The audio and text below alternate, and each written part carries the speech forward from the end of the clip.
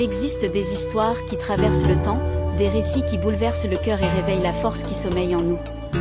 Aujourd'hui, je vais te raconter l'histoire du collier de la mer, une leçon de courage et de sacrifice qui va te marquer à jamais. Au cœur de la grande savane africaine, dans un petit village massaï isolé, vivait une femme au cœur immense, Nazorian. Veuve et pauvre, elle élevait seule son fils unique, Lecan. Elle ne possédait presque rien, sauf un vieux collier de perles rouges et blanches, hérité de sa mère.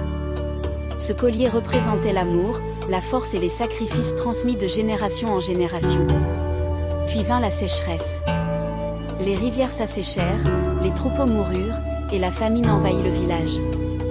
Lecan regardait sa mère se priver du peu qu'elle avait pour lui donner la dernière goutte de lait et le plus petit morceau de viande.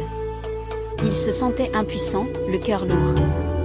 Un matin, Nazorian, avec des yeux pleins de sagesse, lui dit : « Un vrai guerrier ne fuit pas la tempête. Même quand la pluie tarde, il apprend à danser sous le ciel vide. » Ces paroles enflammèrent le cœur de Lecan. Voyant la famine s'aggraver, il décida de partir en quête d'aide. Il avait entendu qu'à 3 jours de marche vivait un grand chef qui contrôlait les sources d'eau. Sans prévenir sa mère, il se mit en route, prêt à tout pour sauver son peuple.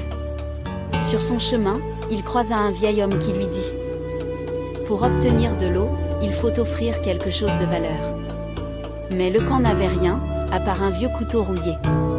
Arrivé devant le chef, Lecan expliqua la souffrance de son village. Le chef lui répondit : « Je peux t'aider, mais dis-moi, que peux-tu donner pour ton peuple ?» Lecan pensa aussitôt au collier de sa mère. De retour au village, il expliqua tout. Sans hésiter, Nazorian lui donna le collier et dit : « Un bijou ne vaut rien si ton cœur n'a pas servi les autres. Va, mon fils, sauve notre village. » Lecan offrit le collier au chef, qui, touché par ce geste, donna de l'eau et des vivres. Quand il revint, il trouva sa mère affaiblie, mais son visage rayonnait de fierté.